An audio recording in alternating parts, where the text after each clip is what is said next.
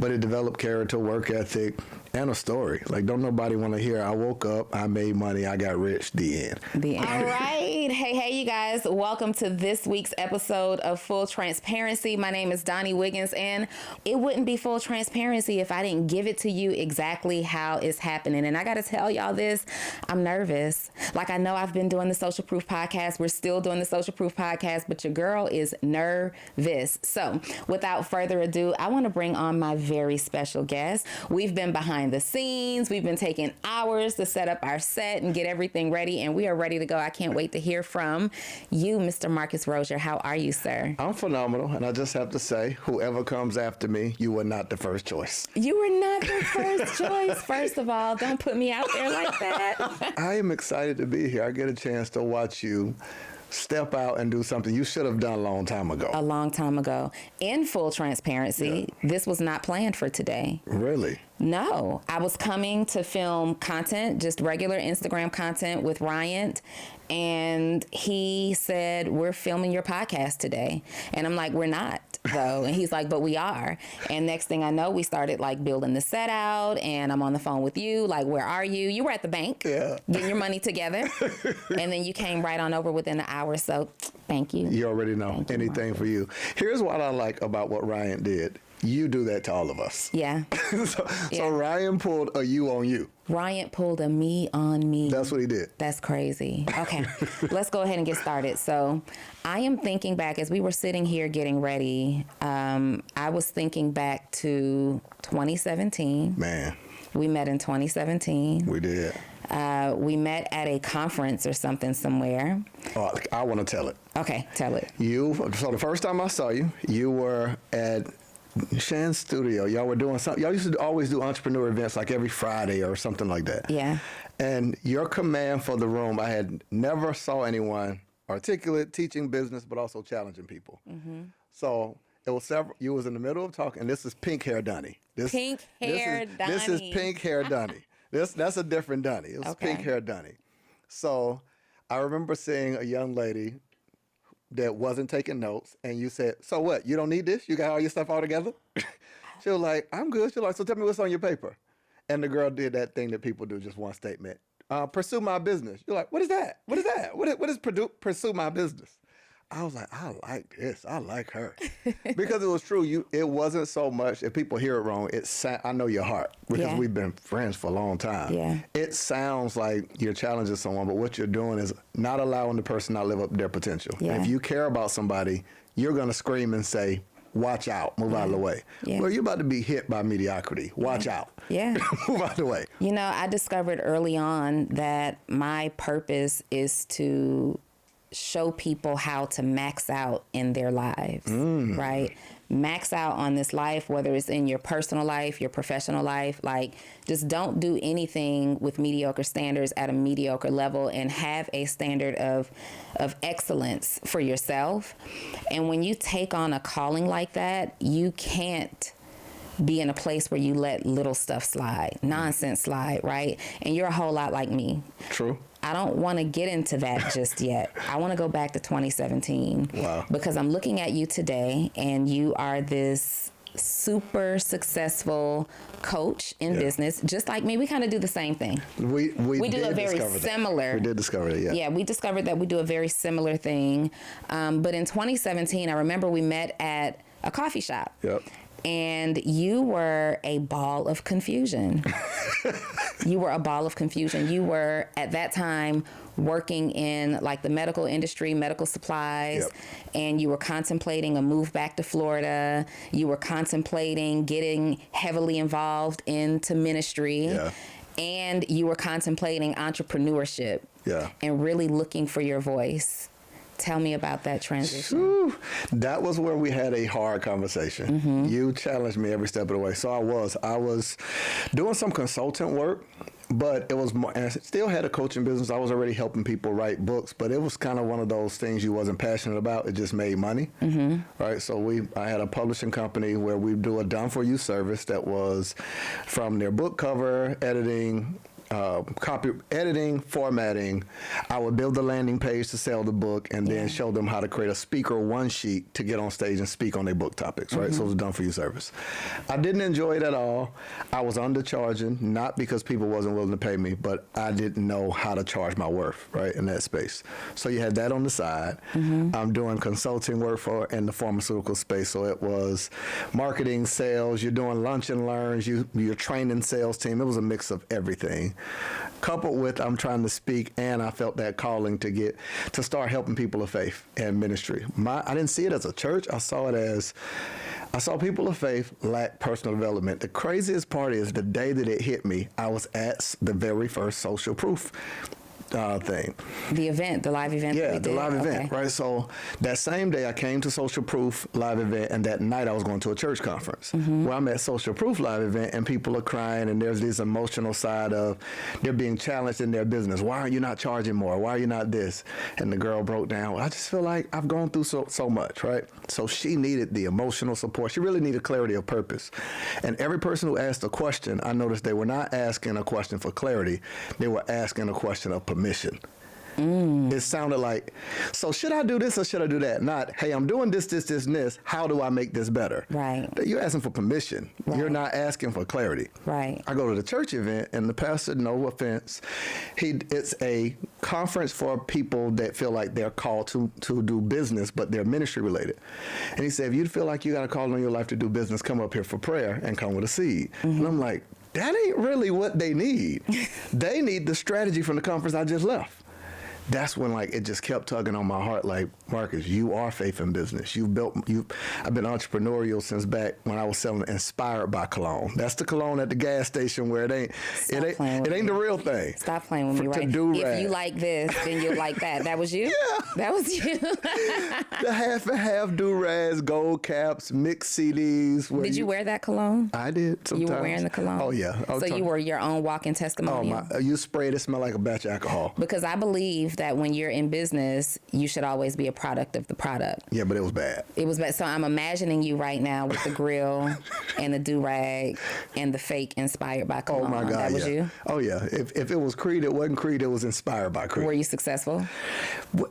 I would say I wasn't successful. I made money, though. You made money? I made money. It was a daily hustle. Yeah. You were selling linen outfits. You already... I'm embarrassed for you. Yeah, it's bad. I'm embarrassed by the remember backstory. B-Boots? I don't know if you know what that is. I don't know B-Boots. This is like, what do they call them? Wallabies and all that? I remember Wallabies. They were the knockoff version of Wallabies. Who knocks off Wallabies? Oh, listen, Wallabies were about 60. These were about 20, 30 bucks. And I would buy them for 10, 15, sell them for 50, buy do-rags, yeah, all of that. You know what I find so interesting is when you speak to entrepreneurs, especially those of us who are in the transformational space where we're helping people to get a transformation, we always have this backstory, this long history of being in some form of sales that have groomed us over and over and over again. What do you believe is the thing about your past, an experience that you've had that's contributed the most to who you are today? Can I give two answers to that? Give me two. Give me three if you I'll have to say the thing and the person.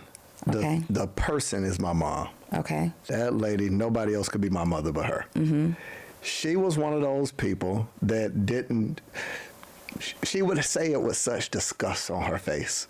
There ain't nothing in life worse than a lazy man. Because one day you're going to be somebody's husband and somebody's father, right? So work ethic, you couldn't just stay home sick just because you're sick. Because she said one day you're going to have to get up and go to work even if you're sick. All the way down to when in my mom's house, when you turn 12, you either choose something based on her business that you do or she choose for you. You got to work when you turn 12. Okay. I didn't choose, so she chose for me, and I had to clean. I had to sweep and mop and take out the trash. She had a school from daycare to 12th grade. Right. But my first, she taught me work ethic. She taught me the importance of that drive, entrepreneurism. I don't her and my dad are still together, but I saw that in my mom. So she's the person. The thing that I believe contributed to it is it's something about, I didn't even know it was called entrepreneurship, right? I'm too young to know. I believe it's just, I can see an opportunity. I can see an opportunity and go after it. I just knew the idea of being able to take a $20 allowance and go to Sam's with my mama and buy candy and sell it to kids at church. It's a turn 20 into 100 at 10 years old. Whatever that is, I like that. Yeah. I don't even know what to call that, but I like that. Okay. Yeah, so I think it's that. It's recognizing opportunity and the heart to help people. Okay. So your mom had a lot to do with who you've become today. 100%. So in my own journey, my mom was really, really, really set upon me going to college, doing everything that the system says to do. You go to college, you get good grades, you get your degree. My mom wanted me to either be a journalist because of my gift of communication, or she wanted me to be an engineer because just of my academic skill set, right? And I remember the heartbreak on her face when I dropped out of school. She didn't even care about the reason that I dropped out of school. It was just, my daughter has dropped out of school. I no longer support what you have going on kind of deal. Like, what are you going to do with your life now? You took an unorthodox path from what your parents wanted to see you do. 100%. Tell me about that. So my mother and father are doctors. So it's doctors, David and Vernette Rosier. So my mom was big on school. And she thought for sure, I graduated high school, I was 15, about to be 16. So it was very early.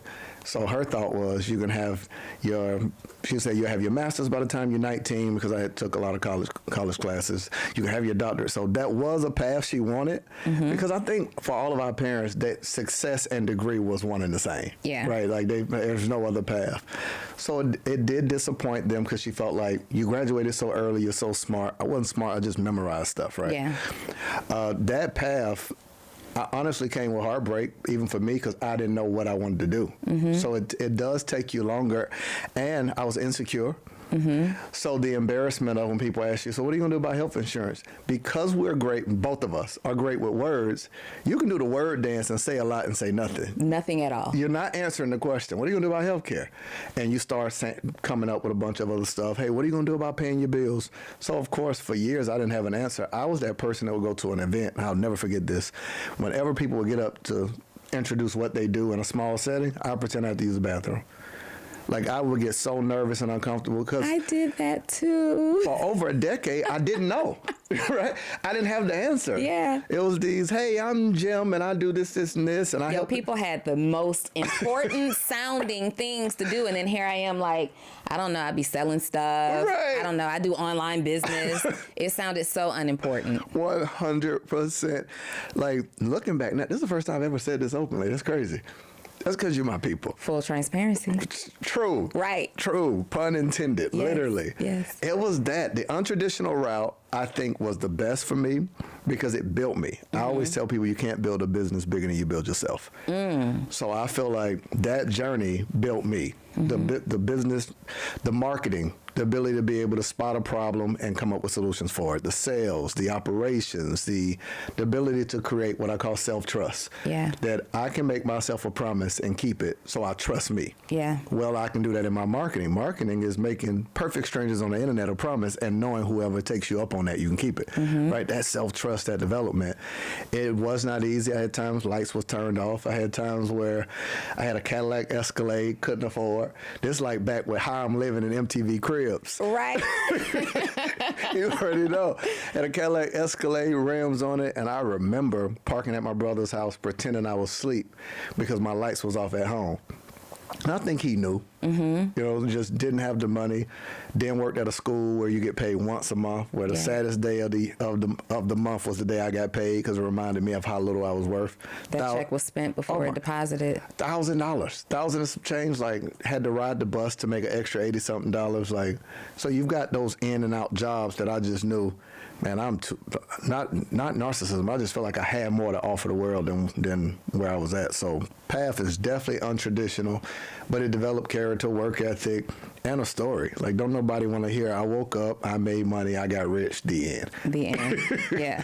Are your parents, do they see what you're doing now, the man that you've become now, and they're proud of that, or do they still wish that you had gone the route that they thought was best for you? I know for a fact they're both proud, because they've said it recently. My mom recently said it to me. son, I'm so proud of you. This is just, I always knew you'd be great. I've got an audio album called When Greatness Calls, just all on Spotify, iTunes, all that stuff. And it's a voicemail she left me that sparked the title of it. I used to wake up every day and say, I will be great today, and list the ways I'll be great. And she would hear me saying it.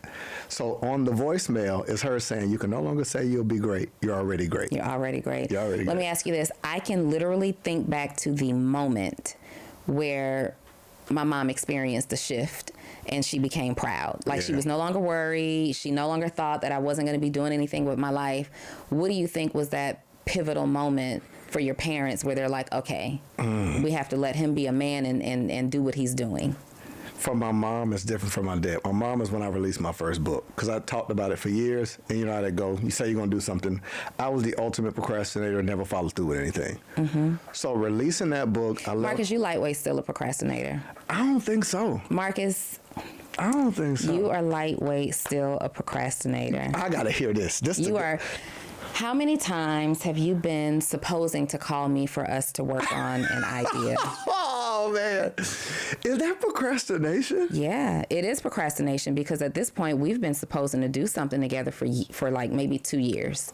Seriously. You know what? Before we even finish this, we're locking in a date. We're locking in a date. We're locking in a date. The date has to come. We're locking in a date.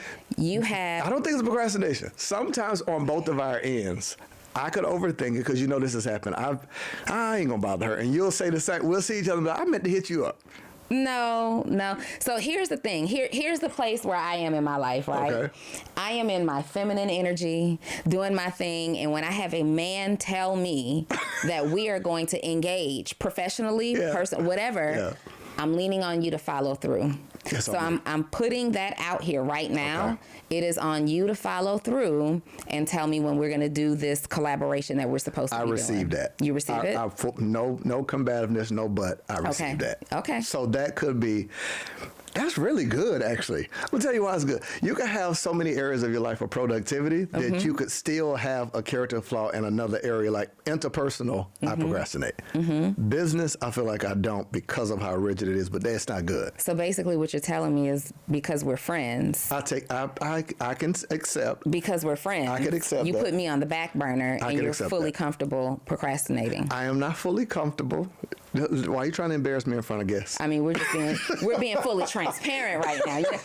So what I said to Marcus, you guys, just for clarity, is we are having a conversation. Like, Marcus and I will get together, we'll do lunch, we'll do dinner, we'll catch up, talk about the things that's working in our business. And I said, we're at dinner, we're at lunch right now, and this is what we're doing. So this is what we would be doing. We're back at the sushi spot. We're back at the sushi spot, the Vietnamese spot. Is that what it's called? That's what it was. Only good part is you're not telling people, wash that off, that's nasty. Family, Donnie, if you know her, is beyond germaphobe. Beyond. Like, Beyond. Don't smell, don't breathe. I mean, can y'all just cook it and I just come get it? Like, don't do that. Don't do that. Silverware, touching anything, they bring the water out, she sent it back 3 times. I mean, just, it's bad. I'm not difficult, but I am very particular. I am very particular about the things that I am eating with, the bathrooms that I use, the kitchens that my food is being cooked in, extremely particular. No buffet, or she got to be first. We were in Texas. I'm telling on you in front of you people. We were in Texas, and I was like, come on, we're gonna be the first in line, because if anybody else breathes on it and touch it, I'm not eating it. Y'all, listen, we're in Texas. We were at... WebinarCon. We're at this mastermind, and Marcus and I are seated like right by the door, right? Yeah. We're right by the door. And I do that intentionally. This is a cheat code. If ever you're attending an event where there's going to be a large group of people and there's a buffet, sit right by the entry and exit door, so when you know that they're about to start breaking, you can run out and be first in line. So I tap Marcus and I'm like, yo, they're about to start breaking, let's go. And we jump in that line. We're waiting for like 5 minutes. We're the first people in line, but you appreciated it. Oh, I did. You definitely appreciated it, because it's the coughing that people do over the food. It's too many conversations happening over the food. They are talking to each other. I don't want any parts of that. What have you done with the information since we've left WebinarCon? I feel like I've taught it more than I've implemented. I haven't run a webinar yet. Okay. I've done a challenge. I've done a webinar, and I doubled down on, I guess you can say I used it. I didn't do a traditional webinar to where you would invite cold traffic, new people. Okay. I utilized the skill, and part of what I told you, you was like, what made you come? I said, I want to learn this to be able to teach my clients. Okay. So I offered my clients to spend 6 weeks with me for free. I coached them for a month, and then there's 2 weeks of Q&A. Anybody who didn't cross the six-figure mark in their business last year, I'm coaching them for free and showing them. So I paid, what, it was $5K for that? Yeah. Paid $5K to really learn it. Will I use it? Yes. But more than anything else, I've got teams. I got 15 people on staff. I got a lot more resources to help my business and ads, whereas they need that skill and couldn't get in the room. So that's how I've used it first and foremost, but it will be a part of our bi-monthly. So we're doing a monthly challenge and a bi-monthly where we run the whole month of webinars. I don't have it in me to do every single week for the whole year. So I was honest about where I land with it. Hey, are you a service-based entrepreneur that helps your clients or customers get some type of result, but you're struggling to post and communicate your message on social media? You don't know how to type a caption that connects and gets people's attention and converts them from just someone who's following you on social to becoming your customer or your client? Great news is that's my superpower. So I'm sending you 3 text messages every single day, excluding major holidays, directly to your phone of exactly what you need to post to get people to buy and convert them into clients and customers. All you have to do is join my program, Post to Paid, and you can do so by texting the words Post to Paid to 404-737-2767. And the best news is just $37 a month. So hurry up, send me the text. I'm looking for it now. So that's how I've used it. So let me talk a little bit about your business. I want to know, so I know that you're really like an automations expert. You're a business coach, but you teach people really how to duplicate and automate themselves in their business. Yeah. Tell me a little bit about your philosophy on business, what it is that you do, how you're helping other people. I love it. So the way we word it, we work with coaches, entrepreneurs, service providers to package their thoughts or the services they do with their hands into online offers. Hold on, the services that they do with their hands. Yeah, so people have knowledge that they know or services they do. So if a barber is cutting hair, how do you continue to do that? Don't quit cutting hair, but how do you duplicate yourself to teach someone else how to do it? Okay. So we're going to help you take the service you do with your hands or the knowledge in your head, package in a way to help other people, right? So that's creating the offer. That's creating an actual marketing campaign, strategy, audience. Like it's literally from idea to fully built business. Okay. Then we automate it. So now that person. Are you doing that for them? Yeah. Okay. So none of our offers come with just a course to watch. I believe that's an information exchange, not a skill transfer. Okay. Right. So even our course comes with a level of support, mentorship, coaching. So we go from creating it with them, done with you, done for you, all the way down to supporting them until they cross 5 figures. And then we'll show you how to onboard a VA. What's a VA? A virtual assistant. Okay. So you have support. We show you how to read your numbers because every entrepreneur doesn't. We've got documents and templates where they can literally plug in their expenses and it automatically shows them if they're in the red. Where to invest in marketing. So it's more so, it's automation, but it's really showing people how to build an online business. Yeah, this isn't just how to create a coaching business, a consulting business. This is you helping them become an expert in the. So are these people who are already established, like I already have an established business and now I need to get the back end of my business together or develop a more efficient way of doing business? It's 2 sides. You've got people who are already in business generating revenue but want to create an information products to their business. So I'll use an example. I've got a podiatrist. He was weeding out a phase of his business, but he wanted to educate people on how to do at-home treatment for an illness that he felt like, let's say insurance isn't covering, it takes too much of his staff time, he's getting rid of those doctors. He said, this is something that people can do on their own to help someone with diabetes. So we work with him to create an online program and course that's self-paced, right? So he's already in business. He doesn't want to be a coach. But then we have a great deal of people who want to do coaching. So we help people in both sides of it. There's 4 phases with us. The making money phase are those who just have idea but don't know what to sell, who to sell it to, or how to sell it, right? So that's to take them from idea to 5 figures. The stacking money phase, those who are generating some money is inconsistent, they need strategy. So you go from information strategy to those who have strategy, meaning they're getting a result, to system. I got more business. I've got too many DMs. It's taking up too much of my time. Yeah. I need a system that allows me to have a lead generation system. I need a system that has a sales process, so I know when someone clicks on something to buy, this is the process I take them through, right? So we divide all that out, all the way down to the last, which is the accountability or the investing money phase, showing you how to hire your systems, hire your team. So like for us, I'm big on, I'm gonna simplify it. I went to Walmart years ago at a conference, and I'm walking around and the thought hits me, what's the one thing you can't buy from Walmart? A car and a house is what it boiled down to. But everything you need for a car and a house, you can get. That was the day that I said, I'm going to be in practice, not in service. The Walmart for coaches and entrepreneurs. The one thing you can't get from me is the house, which is I don't do your LLCs, all that. So you got to have your own house. You have to have your own idea, which is the car, but everything else we provide. So you are very hands-on in people's businesses, and you're very hands-on in your own business. How are you doing all of this at a level of excellence and not getting burned out yourself? I've gotten burned out several times. 2020, we were at about 100 and something build outs, right? We're around that phase in 2020. What was it, 2019? 2021, we went to 363.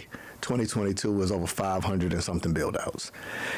We went from 4 employees to now 15 and 7 contractors. Because it's done for you services, please, whoever's listening, do not build a team that big. When you're providing emails for people, we upload the videos for them and build their membership sites. Okay. We build their funnels. You have to have a team. You cannot write all the copy, do all that, right? Coaches. So the way that I don't get burnt out is that. Okay. I started with the process to make sure that I can duplicate it, get people results, and then started slowly putting people in place. The first thing I removed myself from is copywriting. It's the hardest thing to do, to be able to match and mirror someone's tone. You know this because you do this too, right? Copywriting I had to remove. I used to write for people. I would take 5 to 10 clients at a time and write their emails for daily emails, so 30 emails for each client. Like I used to actually write them. So remove myself from copywriting. I remember those days. Yes. You get it. It's like, then I remove myself from being the one to build the funnels, like in terms of the pages, the automations, the setting up the pixels. I no longer run ads. So I started just individually. The way I worded this, my goal was every month fire myself from one part of my company. Okay. How long did it take you to do that? Year and a half. Year and a half. So I have a question. I'm sitting here and I'm listening to you, and because I know you personally, I know like some of the transition, right? And I even know some of the financial transition that's happened. So we tell people read books, watch documentaries, watch podcasts like this, and learn how to build your business. All the information is there. But I believe sometimes when I'm reading books and I'm hearing everybody's story, I think sometimes we forget and we start teaching from a very high level perspective of where we are right now. And we don't really go all the way back to the beginning. How'd you get the money for your business, Marcus? I love it. So I had so 2014 is when I went back into full-time entrepreneurship. I remember December 2014, I was working at Florida State University. I gave Florida State a 6-month notice. Okay. So they knew for 6 months I was leaving. Okay. I saved everything. I made myself live off of less than what I needed, like super less than what I needed. So I was stacking money for that. So money came from that. You can get paid out a portion of your sick and all of your vacation, right? So I stacked all of that up too. Okay. And this around December going into January-ish, February. So back then I was still getting the income tax check. I ain't had one of them since then. Okay. Right. So that was money that came in as well. I didn't have a book yet. This 2014. I was refereeing and kind of just doing anything I can put my hands on.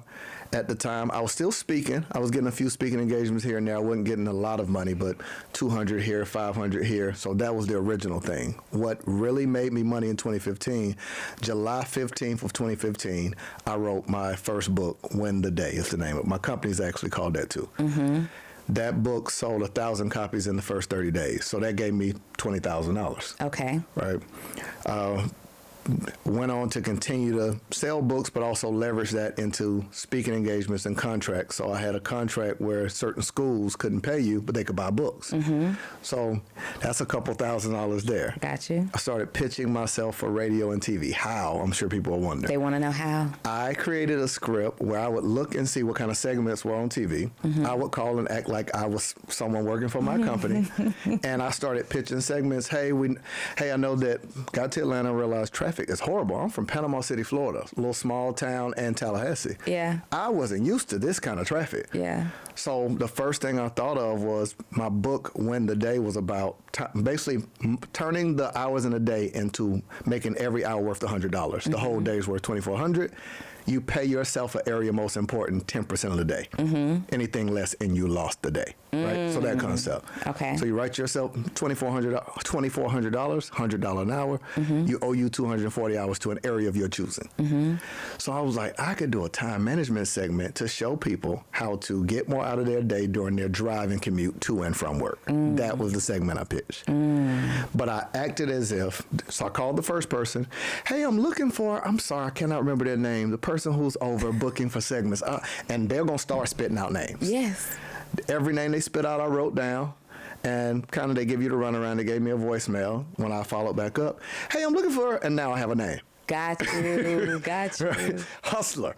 Now I got a name, ended up pitching segments, got on NBC, ABC, Fox, Word Network, TBN, And these are just random cold calls that you're making. You're calling until you get a name and different you'll call markets. back. Okay. So in Florida market and Atlanta, in different markets, and you're finding things that is beneficial to their audience because they don't care about your book, which, if I can fast forward, one of the principles, rule number one of our motto is called the MOB, Monetize Online Business Blueprint. Okay. It's where I took my actual blueprint of building my business and everything that we do, we give away. So that's why we call it a blueprint. Okay.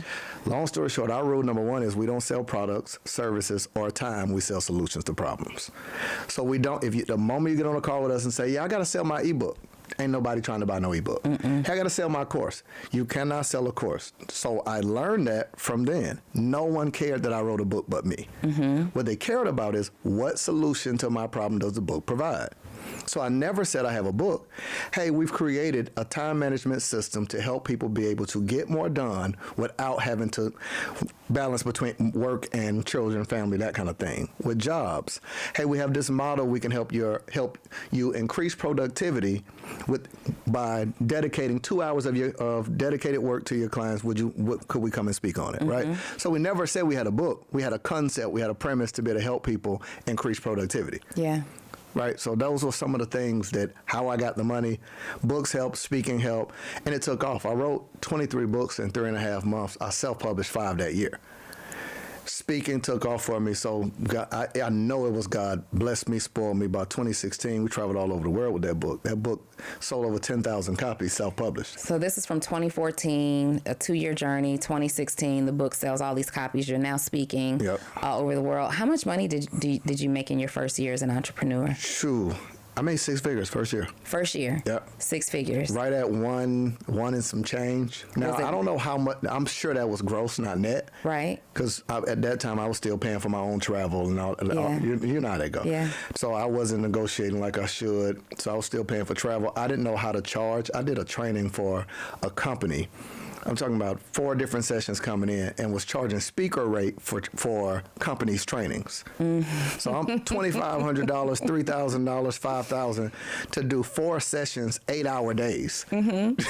Are you doing that today? Oh, the devil is a lie. The devil is a lie. The devil is a lie. So in your first year of success, because the truth is most small businesses, most entrepreneurs will never make 6 figures. Yeah. Let alone make 6 figures in their first year. So what was it for you? Hustle. I got up each day. I would put on a suit because I thought that's what success looked like. Yes. I would go to Starbucks. I could tell you where, right by Cumberland Mall, that Starbucks on, what is that? I don't know if it's Acres Mill. Acres Mill, yeah. Right there. I would go to that Starbucks with my book, and I would say, I'm not leaving this Starbucks until I sell 5 to 10 copies a day. That was a starting point. I never pitched my book. I would start up conversations with people, asking them, do you read? What type of books you read? Hey, do you mind me asking? Like, I'm a reader. You got any book suggestions? What book you read? I just started the conversation surrounding books. Would talk about my book as if it was written for someone else, because people, the fences aren't up. And yeah, I got, this is one book, this is, isn't it? Man, what is that? And I'll finally tell them it's mine, and typically they will buy one or buy two. So I think hustle. I was willing to drive 5 hours to speak for 10 minutes. I was willing to go to hotels, which I can tell you the one, Embassy Suites right there in Compton, because I live in that area. I just did an event this past weekend at the Wyndham. Okay. I will go to all of them. All of the events are not at the Ritz, just and at the convention centers. I just did one at the Wyndham 2 days ago. And I'm sure you killed it. Killed it. But even in that, isn't that what we do though? Even in that, if somebody's hustling, why not go to the hotel and ask them about upcoming events? And show up or pitch to the person. Like I was creating my own speaking engagements. Like you can go there.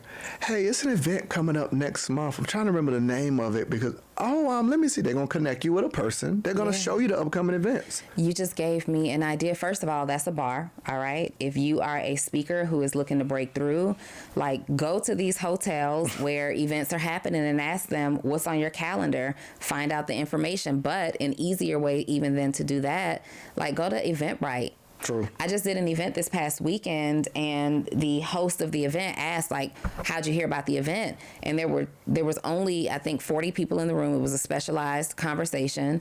And 2 or 3 people said, I was searching Eventbrite for something to do. Wow. And I found your event. There's no reason that can't work for a speaker or somebody who wants to practice. Like, there are a lot of people who will let you come onto their platform because they want to over deliver at their event. So true. Did you do speaking events for free? 100%. I'm talking about driving overnight to North Carolina, speaking that morning, set up my own table because they didn't give me one. You know, just everything you can think of. I 100% used to take this back before COVID. They used to give you blankets on the plane. Yes. I would keep them in my book bag in case I had to sleep in the airport. Like, I won't say my entrepreneur friend who we did some of that together. Who was it?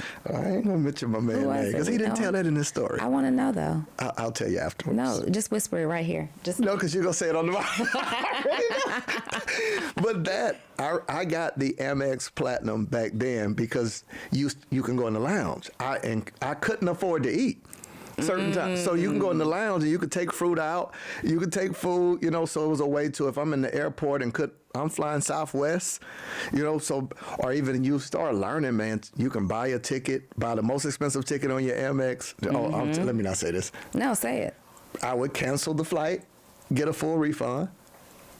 Cancel the flight, get a full refund so I can get my money back, but get in because you got to have a Delta flight to get in there. Like I'm telling you, everything you could think of to build, I did. Like I did. Y'all don't do that, okay? We're not doing that. Don't buy that refundable ticket. Don't buy the refundable ticket. Yeah. But if you're hungry, got that. I'm just like, man. But you got to think, I was making money, but it doesn't. You know this, when you're making money, but not like large sums at one time, one or two things happen. You're not making enough to be able to predict the future because it's not predictable income. Or you make a large sum and you hold on tight to it because you don't know how long you'll be making money. So you're like, well, let me not spend this. So you go here, you sell your books. Okay, you made $1,300, $1,500, $2,000. But you're like, let me hold on to this. So you're still not going to go and buy the nicest hotel, or if you got sense.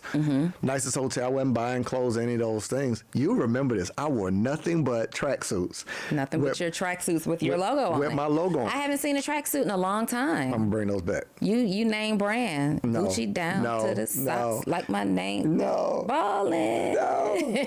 But even that, I used points from my American Express and bought the tracksuits on Amazon. Marcus, you got money now, don't you? I got a few dollars. You got a few dollars? I got a few dollars. So enough to let me hold? I got one of those. I got enough where, you know, if you want to add cheese or extra sauce We don't have to ask if it's. We don't have to ask for permission. Yeah, you don't have to ask for permission. We can go ahead and make it do what it do. I love it. I love it. So you have transitioned into this fantastic entrepreneur, and you've always been. So since I've met you, you've always been like really sharp. Sometimes you look at people and they just have an it factor. You know, like I know he's going to be something. But you have that. Me? Yes. You think I have an it factor? You cannot come in a room and someone not want to know who is that. No, seriously. It's you have it when without speaking, you're speaking. You're communicating. She's confident. She's clear. She's someone. But you also have it in the context of when you open your mouth, it's clear. She's someone I need to listen to. Yeah. So I've learned a lot from you. With sales, you've been on my head for years because that was my Achilles heel. Yeah. I would market and speak like crazy, not sell. You got so many skills: marketing, copywriting, business development, back-end systems, automation. So it's a lot. So I'm not just saying this because we're on here because I've said this to you. Yeah. I learned a great deal from you. We've learned from each other. Wow. For sure. We have learned from each other. I've watched you over the years, and I love this, and I love that you're my first guest because I know you personally. Yeah. Right? Something else that I know personally is like when we met in 2017, you were undateable. Don't do it. Reconsider. Read the letter. On the subject. You sure, man? You were super undateable, Marcus. And I remember we would have conversations like you were a man that desired love, but you were not willing to make time for it. It was like nothing else mattered but you being successful in business. And we're going to talk about how it looks very different today, right? But at that time, when you were kind of at, I won't even say the height because I think you're at the height right now. But when you were in a very transformational period of your business, you'd already had success. You've been, you started a business 3 years prior. You're in this transformational moment where it's like, I need to relocate, but I'm not sure. Like, I just remember having these conversations and I would look at you like, this guy is completely undateable. That's such a great way to say it. Yeah. I would agree now. I wouldn't have agreed with you then. I would have thought, no, that ain't true. But 100%, I wanted all that came with having someone without investing anything into it. And I was so naive to think that if a person asked for you to do what is the standard, which is the floor, like, you know what I'm saying? Just the standard is the lowest you're willing to take. Yeah. Right? So they were asking for, this is the lowest I'm willing to take. I would see that as complaint. Plan a date. Follow up. Be on time. Yeah, don't tell me Thursday and say nothing on Thursday. Hey, are we still hanging out? Oh, no, something came up like bad communication on down the line. So like, yeah, it was bad. It was really bad. Oh my goodness. That guy.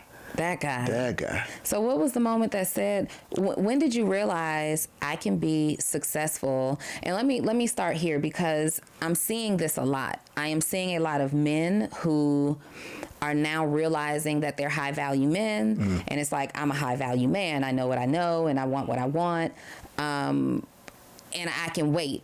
My career is priority. And at the same time, there are a lot of high value women who are like, I am successful. Y'all have let me sit around here and be single for too long. Yeah.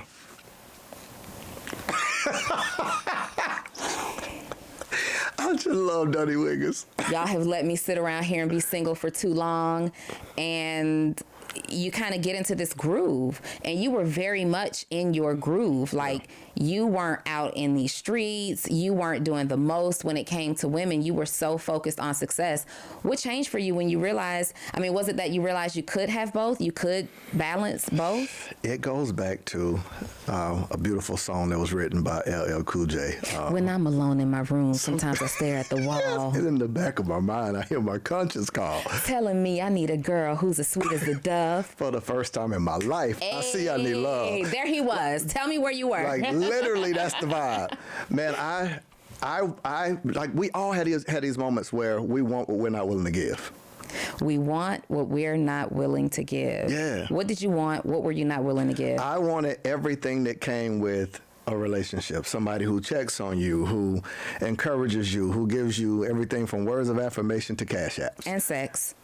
I wasn't going after that. I'll be honest, I was not. And you know me, so you know I'm not capping. You're right? not capping there, but everything that goes with it, you weren't going after it like thirsty, but it's included. I knew what came with sex, texting, consistency. Like, I was just an inconsistent person. I can't say that I was just inconsistent in dating. I was an inconsistent friend, inconsistent in business. That showed up in every area. Yeah. Business was different because I had to be, my insecurities had to have a reason to say, okay, I did this. I needed a win.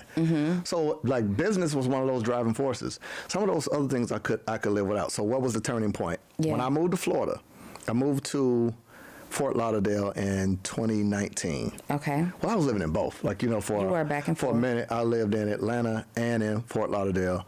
I promised myself I wouldn't date for an entire year, which I told you about. So I didn't date anybody. And that's when you left alone with yourself, you start learning some things about you that is, and it was tough. I don't know how honest this is full transparency. It was the best and the worst time of my life. Because imagine going like 3-4 months without even a hug.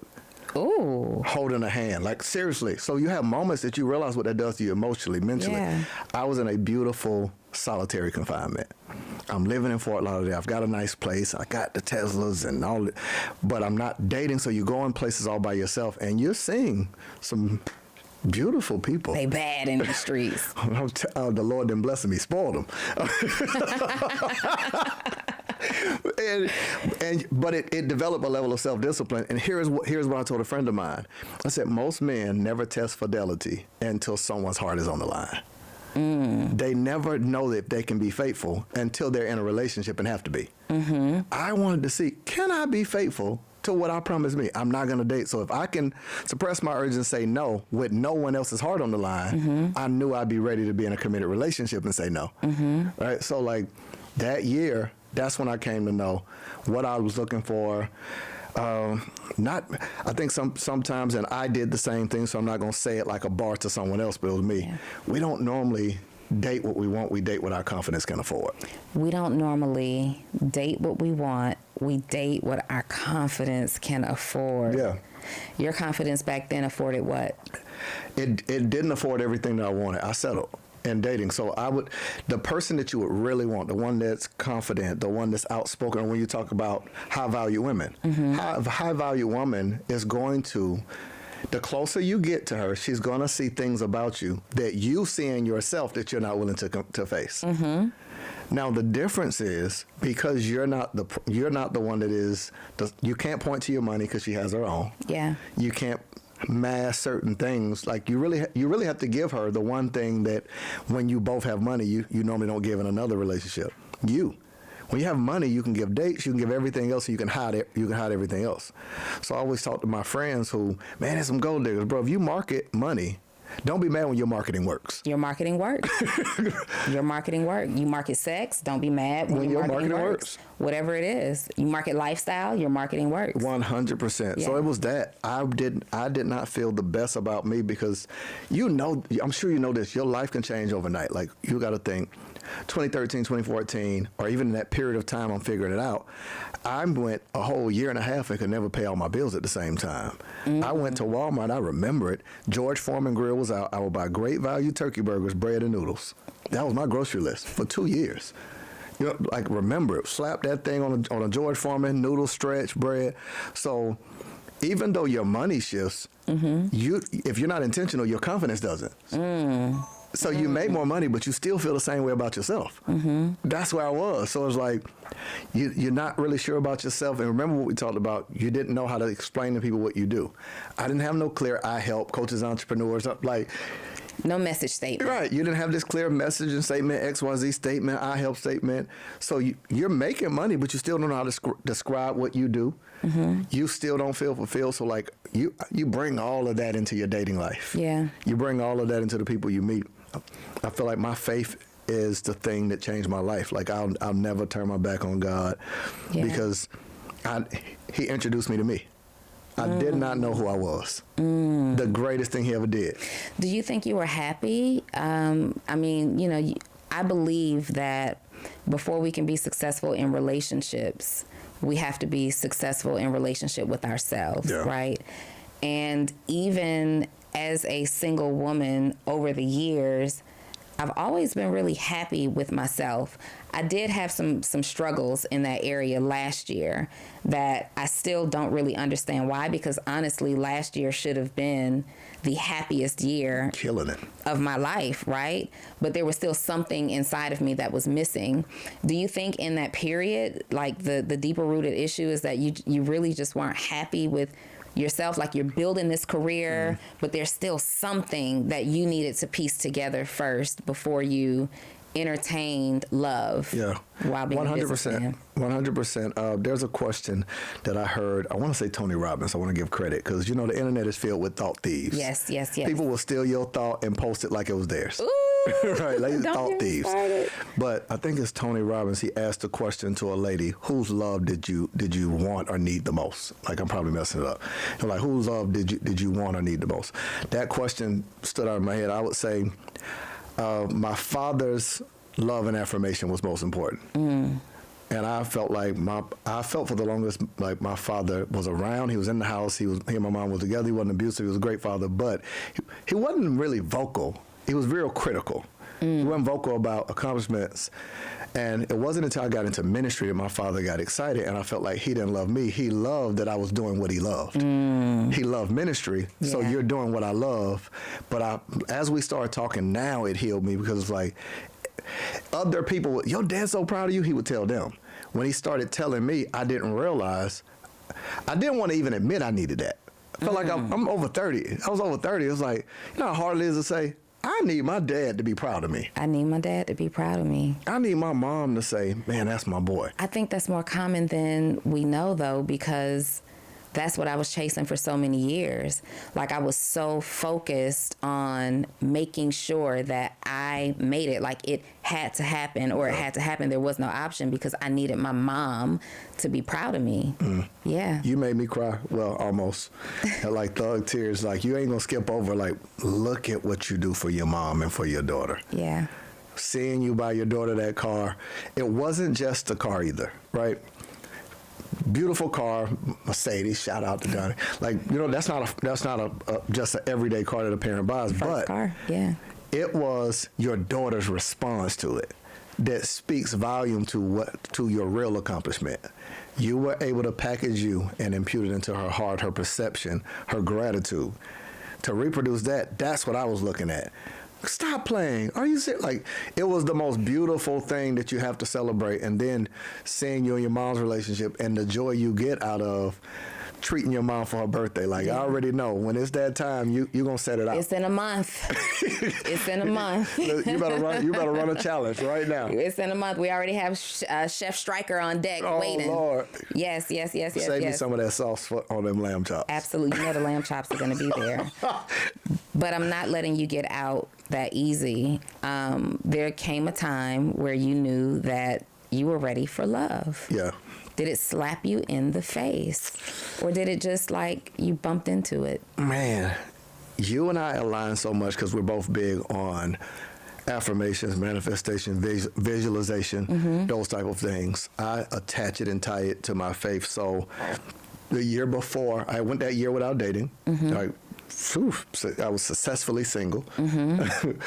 And I've had this thing I call M3. I boldly told everybody, marriage, ministry, and millions. You told me that so many times. I said, those are the things I'm going to focus on. In 1 year's time, I'll have all three. Yeah. And everything turned up. I leaned into focusing on creating a space to help people of faith have spiritual development, personal development, and business development. That started building. Business took off. I mean, it quadrupled. It grew bigger than me, where I wasn't an asset to the business. I was a liability. Wait. Okay, I'm hearing you. Yeah, you weren't an asset. You were a liability. You were doing too much. Yeah, holding the business back. Yeah, because I couldn't respond to people at the rate that the business needed. Okay. So every time that I was doing something, I was making a lot of mistakes, typos, because I was still building funnels. So it was like, it's in my head, but you're crossing over steps. You know. So I literally was the biggest liability to the company, forgetting to follow up with people. So you do an initial sales call. At that point, I took over 1,000 sales calls, right? I didn't hire a salesperson until I personally closed $1 million in sales, right? So I had such a process and ways to overcome objections, et cetera. So that's that piece with the business. And then I got ready for marriage, but I didn't know, like, how you do that. And I still don't know what I'm doing. Like, fully married. Yeah, I don't know what I'm doing. Are you married, like publicly? Do you talk about your relationship? I don't talk about it much. Why? What I love the most, I keep private. I feel like everything else is like out there. So I'm one of those people. Notice you've never seen me post my mom. Facts. Never seen me post my dad. My niece, I moved back full time to Atlanta when I was still living both because my nephew's and niece mom passed away of cancer. Right, so you and I talked about it. Yeah. So to help my brother out, I've never posted them on my page. Well, probably once. I was over there and had my phone on story or whatever. If it's their birthday, I don't post happy birthday. My mom tattooed on my arm. I've never posted her once. She was just here 2 weeks ago and we went out to lunch. Then I never pulled out the phone to show it. The things that are most important to me, I don't share openly like that. If it's things that helps other people, business, faith, principles, concepts, or I'll expose my life on certain aspects of it. But anything you expose, you open up for criticism. So I'm tough. I could take it. But it's a whole nother story. You say something about them folks I love. Yeah, so I like the privacy of it. Like that this is something of my own. I mean, she posting on down the line. Yeah, she does post. Did you see that we were in the chiropractor office together the other day? She told me. She told me. She does post, and she's very like open about her love out loud for you. How do you explain it so it doesn't look like you're hiding something? It's just that I value this, so I keep it private. I wasn't hiding the world from how did you say? I wasn't hiding my wife from the world. I was hiding the world from my wife. However you worded it. Man, how do I explain it? I think she gets it. She probably have moments, but she don't. Truthfully, she's the only one who needs to get it. I'm just being nosy and I want to know. I feel like, man, that is a good question. I need to talk to her about it. I think it would be different if I shared everything. But she knows, like my father, man, this is really full trend. We've talked about stuff I've never talked about. This is crazy. Ow. Like, this is really crazy. So my father had something happen where randomly he had something with his back. He had blood clots, everything else. He had no functionality of his hands, everything. So he hasn't walked in 2 years. He just started standing for the first time. So I was going there every month. So even that, right? I didn't do the whole, y'all keep my dad lifted in prayer, et cetera, that kind of thing. So I think she gets, he doesn't share this stuff. Like, people that know me know, like, man, you were going through a lot. Yeah. Man, this with your dad not walking, this going on. I've had one of my closest friends, a guy named Cream, died in a car accident. This was 2 years ago. I mean, his birthday in January, mine in May. I've known him literally all the days of my life. He passed away. My uncle passed away. So, like, she knows he's never shared any of these moments with anybody. So she knows my nephew Braylon, who I love, was born December 25th of last year. I never shared it. My niece, that's my baby, I call her Uncle Baby.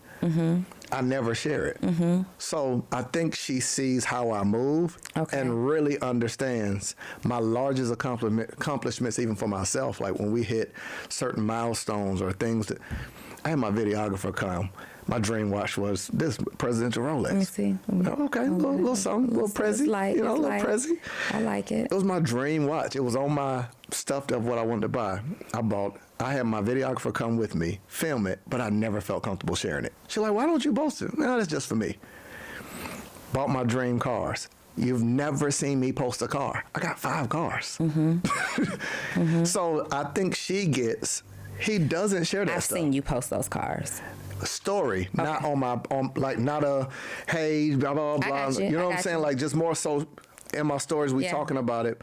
watches, etc. You know, I'm obsessed with watches. Yeah. The real things that I really love, those secret things, I don't share like that. I just started sharing client success stories. Remember, because you mentioned it. You're like, Where your testimonials at? and we've got hundreds of them. Yeah. We sign in our agreements a non-disclosure. The only way we share is if the client provides for us a video testimonial. If not, we none of our sessions do we ever take the recordings of it and I turn into content.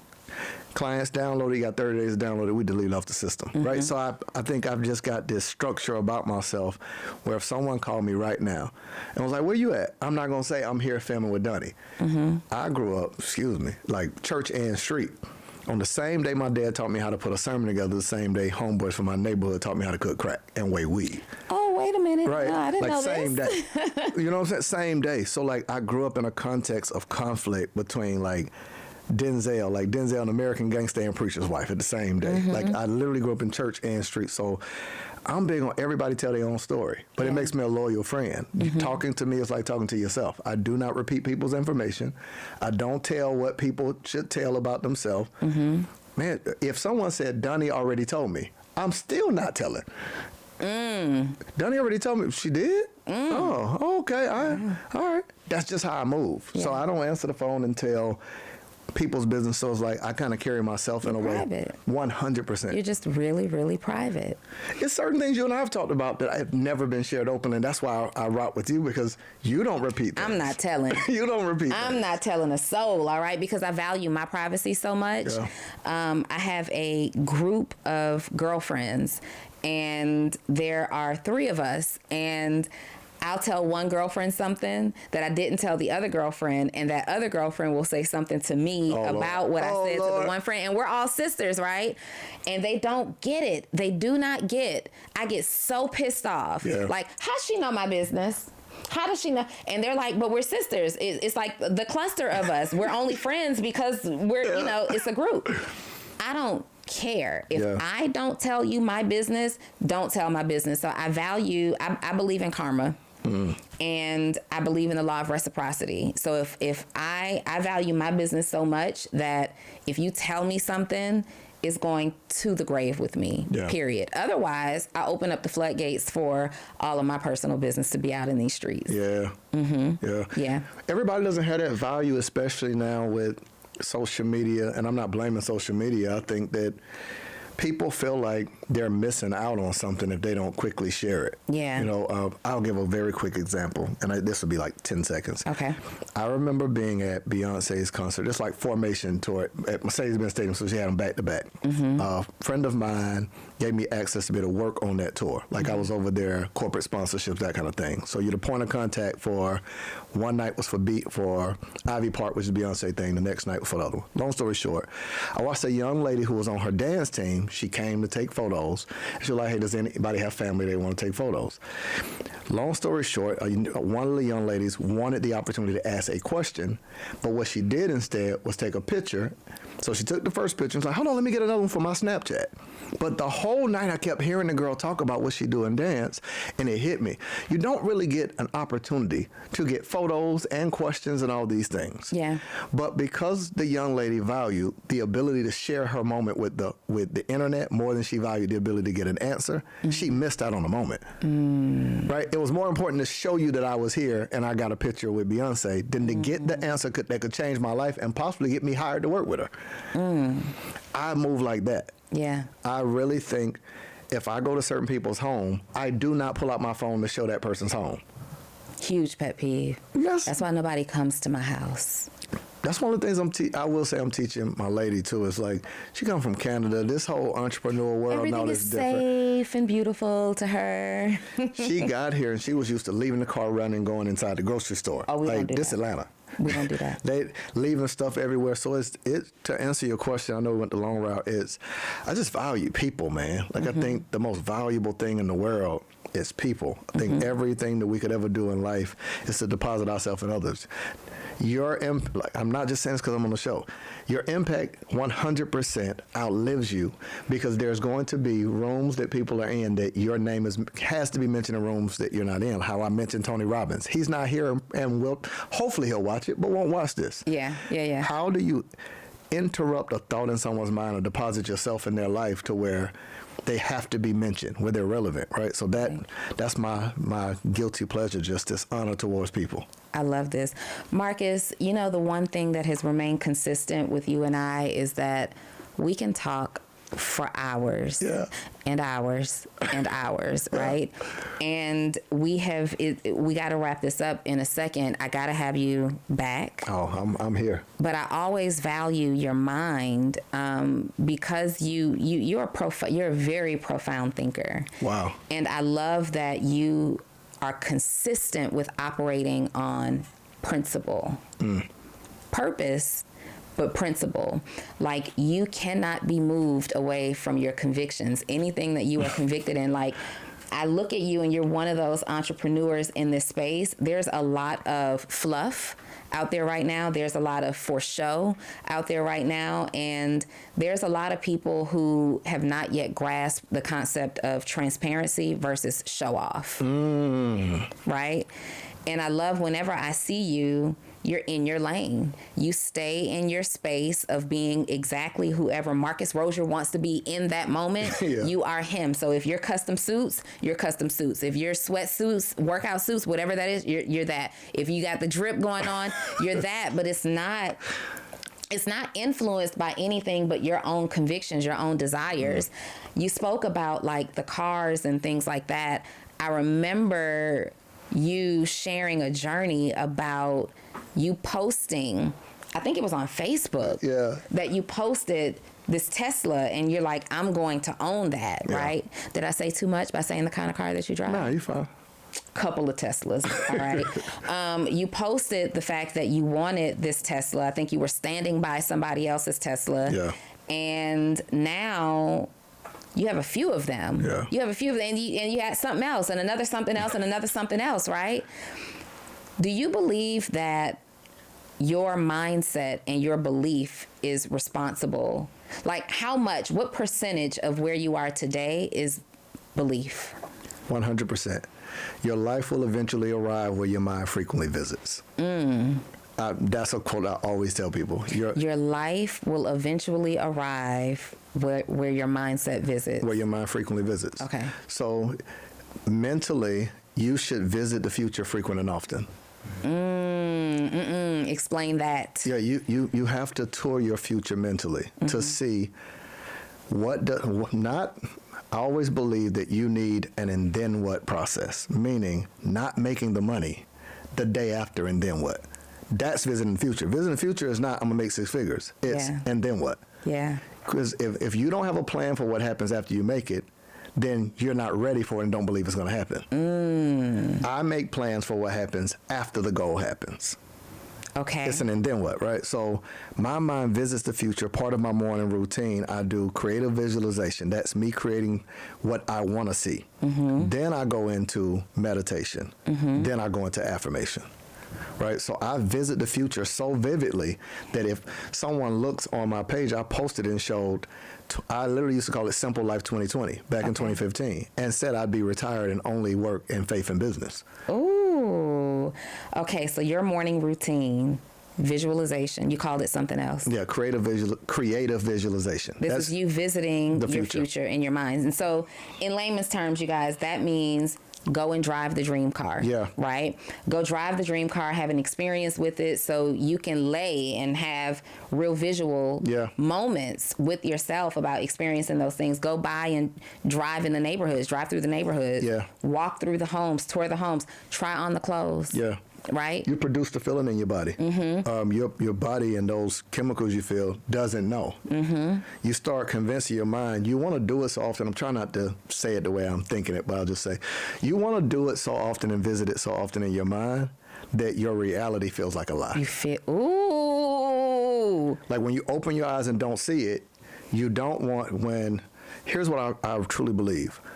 You want to get to a place that where talking about it frustrates you. Because you want it that bad. Like that's where I got to. Should already had it. Yeah, where it turns from excitement to talk about it to frustration that you don't have it yet. Now you got feelings running through your body about it. You feel and you want it, you desire it, you picture it, you image it, and now that becomes your reality. The reason that you're like, to say one day and you feel nothing, you haven't produced the feeling in your body and visit the future long enough. You want it to happen so often that literally you feel like, well, how I'm living now is lying on me. I'm bigger than this, better than this. That's the way I live. You heard me talking about my frustration. I found out I was having a girl versus a boy, right? Yes. And you was like, why are you that way? I was like, first of all, don't slide. No, I'm happy now. Congratulations. Baby, I'm happy now, baby. On the baby. The baby is coming. Now. Your boy was pissed my first baby. off. I wanted a boy so bad. When he realized he was having a girl instead of a boy, anger. I think she showed us the video. No, it was bad. I was embarrassed for him. But baby, if you ever see this, Daddy didn't mean it. But my statement was, I don't lose. And I said, I've never not gotten what I wanted. Mm-hmm. But I got to trust that God knows me enough to know what I needed. Mm-hmm. So it was that, right? I've never had a situation where in my head I set out on a mission to get something and it didn't happen. Yeah. And it happens fast. I've always won, right? So it's that. It's this belief. I've got an undeniable belief that if I'm treating people right and doing the right thing, you and I have the same thing. The best possible outcome happens for me in every situation. You know, that's one of the affirmations that's next to my bed. I am believing for the best possible outcome. I am in expectation of the best possible outcome. Like sometimes you're so unclear in what it is that you're looking for that you can't manifest for a specific thing. But if you believe for the best possible outcome, it doesn't really matter what that thing is. It's the best possible outcome for 100%. Yourself.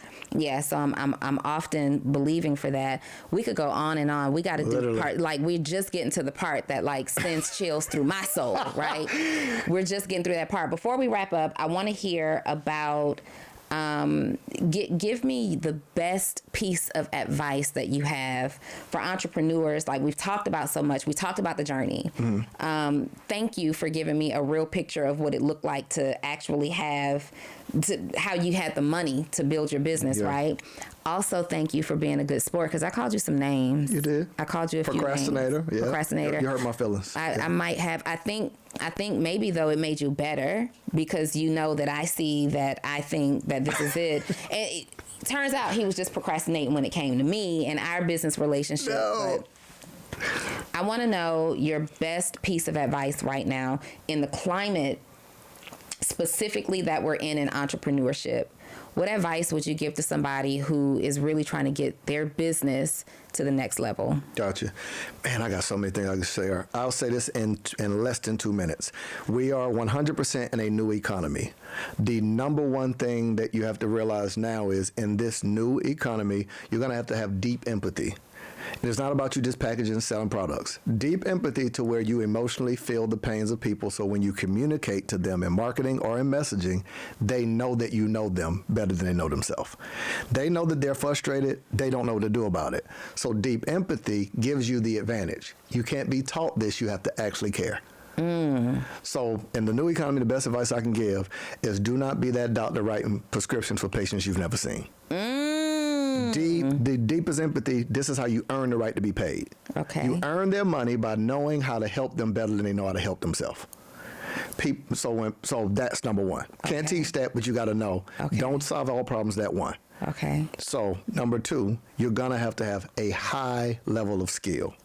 Someone asked, in a recession, will people stop buying courses and programs, et cetera? I said no, because the problem still exists. That's like saying people won't go to the dentist. For sure. As long as pain exists, people will buy. The only question is, why will they buy from you? So when people say affirmations over an industry, people ain't buying courses. No, they're not buying yours. Yeah. So deep empathy makes you add something to your course you would have charged for in order to help people. Deep empathy, deep skill makes a business scale. I love it. Something that you know you can charge for that you include into it. This is getting out of the idea of Goodwill products. Nothing against Goodwill. It's where you take the things you don't wear anymore and give them away. For sure. People are taking the things that they don't want or need on their laptop and giving them away and calling them bonuses. That ain't a bonus. Yeah. Right? So I would say to any entrepreneur, the quickest thing I would tell you to do is interview yourself.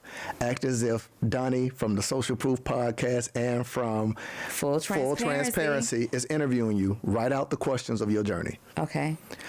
Donnie asked me, how did I get my money for the business? Yeah. Somebody else has that same question. Mm-hmm. Deep empathy lets me visit backwards and now get in front of a camera because I care. I'm working for free for people who ain't paid me yet. I now share the information and I can gift it to build a list or I can sell it, right? So you're going to interview yourself and whatever those questions are, go as deep as you can on the answers, and that's going to create products and services to help people. Marcus, I love talking to you. I really do. We have so many of the same philosophies. I think you referenced something earlier as bar thieves on the internet. Thought thieves. Thought thieves. That whole last 2 minutes that you just gave, I taught him that. I taught him that, you guys. I do not steal. We practiced it before we started recording, and I told him to finish off with my thoughts, but make it his, right? How'd I do? You did good. Did I earn like a one wing lemon pepper fry hard? You got a whole with collard greens on the side, all of that, right? All right, so we got to wrap this thing on up. Marcus, how do we find you? Man, I'm the easiest person in the world to find, whether you're the FBI or a jealous girlfriend. Marcus Y. Rosier. Marcus, the letter Y. Stop. Wait a minute. Marcus, the letter Y. I'll pop right up. So make sure, Marcus, the letter Y, Rosier on all platforms. Please, no double S, no double I.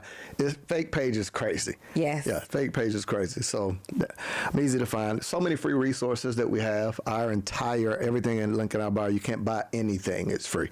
So we got a social media course. It's a course we used to sell for $5,000. We give it away called Social Media Secrets. It's free. Okay. All that stuff is in there. Yeah. Okay. I love it. Thank you so much for being our guest today. I will absolutely have you back. I didn't have you on my podcast. You need to have me. Are we procrastinating? No. Are we talking about what we're about to do, or are we getting it done? Okay. I film on either Tuesday or Thursday. Okay. What date? Look at your calendar, see what's available. Okay. What times do you film? I can make it happen for you, whatever time. Okay. I need a good hour and a half because I'm going to ask you everything under the sun. Then I'm going to let you actually coach in the middle of the segment. Okay. Next Tuesday. Say no more. Okay. All right. Next Tuesday. So you heard it here first, you guys. If you don't see a podcast episode drop with me and my friend formerly known as King Procrastinator, but we're going to work on it because we're getting better. 100%. And not only are we doing a podcast episode, we're going to do some type of collaboration. 100%. For sure. All right. So this has been my very first episode of Full Transparency. I am super excited. I want to shout out my business partner, David Shands of the Social Proof Podcast, because it is him that has been leaning on me for at least 6 months now. Like, Donnie, start the podcast. And I'm like, David, no, I'm not starting the podcast. And he's like, Donnie, start the podcast. And I'm like, but I don't see why this makes sense. Like, how is it different? Because we're still doing our social proof thing. But today it feels really amazing. I feel like I am exactly where I am supposed to be. So if I can give you any advice, do it like I did it. Do it unprepared, because I didn't come here to do that. I didn't come here to do this today. Do it scared and do it ugly. My name is Donnie Wiggins. You can find me at Donnie Wiggins on Instagram, all over social media, and I will be back with another episode of Full Transparency.